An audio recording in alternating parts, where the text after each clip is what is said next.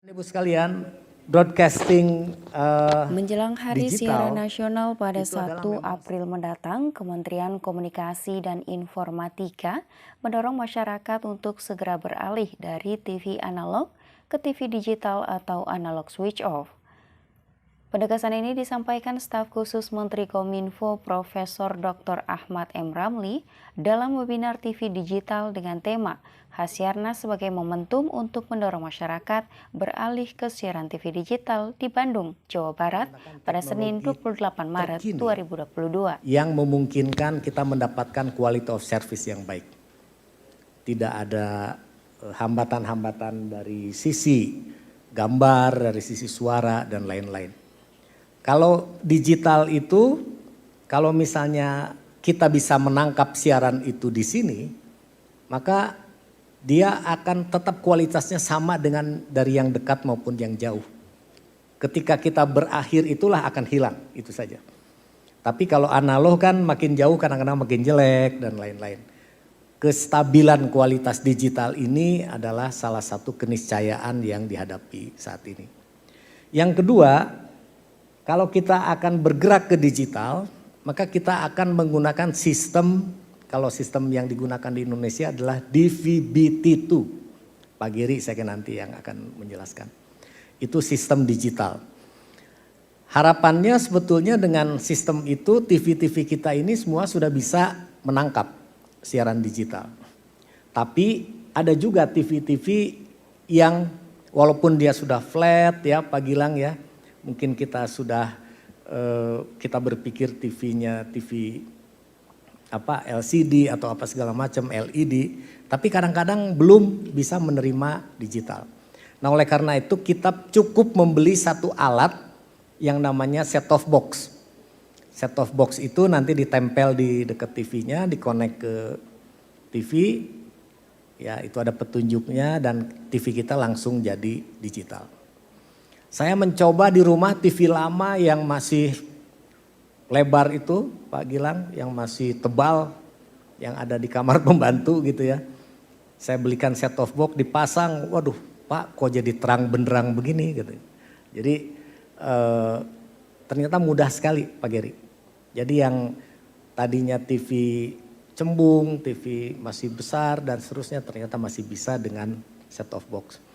Dan ada juga set top box yang sekaligus membuat TV kita menjadi smart TV.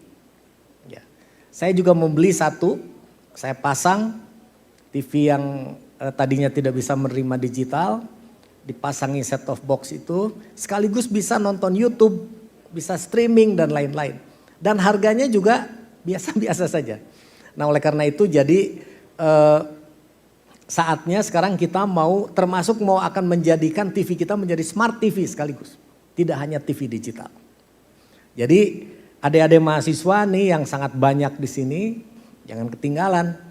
Kalau misalnya saat ini TV-nya belum bisa menerima digital, ya pasangi set top box. Supaya kita bisa segera masuk ke digital. Tapi mereka yang masuk ke golongan miskin, ya Pak Geri ya, maka itu akan mendapatkan bantuan dari LPS dan Kominfo. Kemudian apa kelebihan TV dibandingkan dengan streaming yang bertebaran begitu banyak?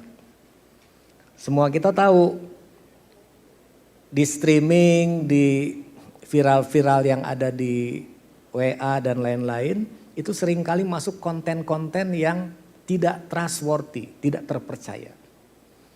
Nah kalau kita nonton TV pasti terpercaya. Kontennya pasti terukur karena diawasi oleh yang namanya KPI. Ya, fungsi Pak Agung inilah mengawasi seluruh siaran. Jangankan begitu, ada satu mata siaran yang nyeleneh sedikit dan melanggar istilahnya apa?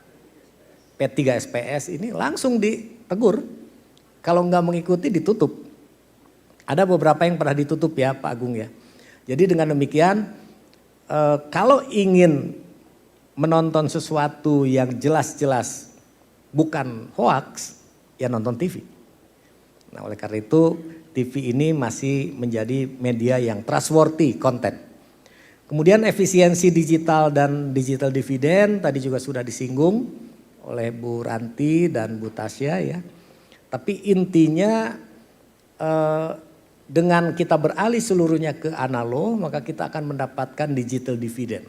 Digital dividend itu adalah penghematan frekuensi di frekuensi 700 ya megahertz yang bisa digunakan untuk kepentingan-kepentingan broadband kita. Kalau sekarang kita berpikir kenapa ya